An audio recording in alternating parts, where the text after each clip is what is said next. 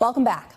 President Trump continues to drop clues about what potential U.S. military action on Iran could look like if the two sides don't reach an agreement on a nuclear deal.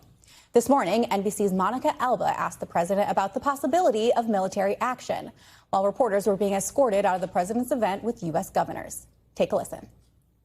President, are you considering a limited military strike to pressure Iran into a deal? Thank you, press. Keep moving. Thank you. Are you considering a limited strike, sir? Thank you. I guess I can say I am considering it. It, of course, comes amid the rapid U.S. military buildup in the Middle East. And after President Trump suggested yesterday that the timeline for action against Iran could be in the next 10 to 15 days. Joining me now on set is NBC News national security reporter Gordon Lubold. Gordon, thank you so much for joining us. President Trump said today he's considering limited military action. So talk to me about what that could look like. And given that there is this big military buildup, how can you have limited military action? Sure. So it's really interesting. There is this massive buildup of military hardware in the region. A region that's had a lot of military buildups over the years in the past. This is bigger than what it was in June when they did what they called Midnight Hammer, bigger than what they did in the Caribbean when they went into Venezuela.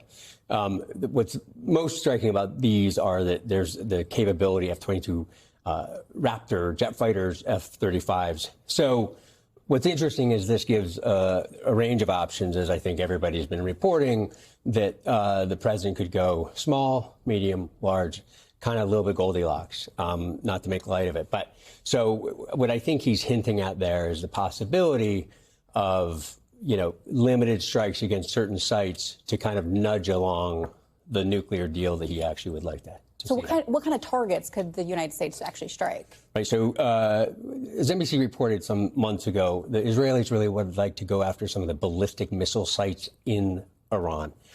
So that's a possibility. The U.S. could also go back and look at some of the sites they hit in June that were so-called decimated and go off and kind of check those. Could go after some security sites, some labs, some other things. But there's a whole range of opportunities for them to strike just to kind of send a message.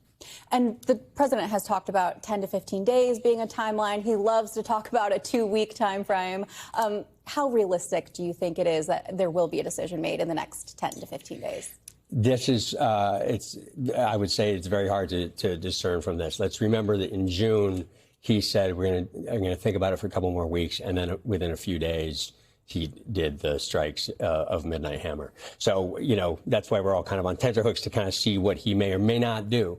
But I think that he is trying to get a deal. I think he'd prefer not to go do almost even any strikes. And if some of these kind of verbal, this rhetoric that he puts out there can bring it to a close without strikes, that's what he'll do. But I think that we're in the zone of him doing whatever he may or may not do. What are some of the U.S. allies in the region thinking of all of this? Yeah. So initially, as you may recall, about a month or so ago, the president was going to maybe conduct some strikes then.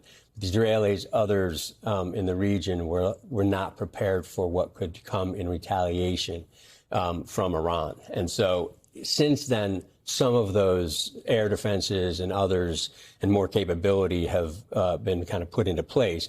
Remember real quick that the Ford is in the Eastern Mediterranean, the Lincoln's in the North Arabian. One is they're kind of will share the responsibilities if there is anything, but there is a need for defensive capability as well as offensive capability. So a lot of that stuff is now kind of coming in. And, I think that some of the Gulf allies who are very concerned may be kind of resigned to him doing whatever he may do. There's been generally concern about what happens the day after, but that's a whole new conversation.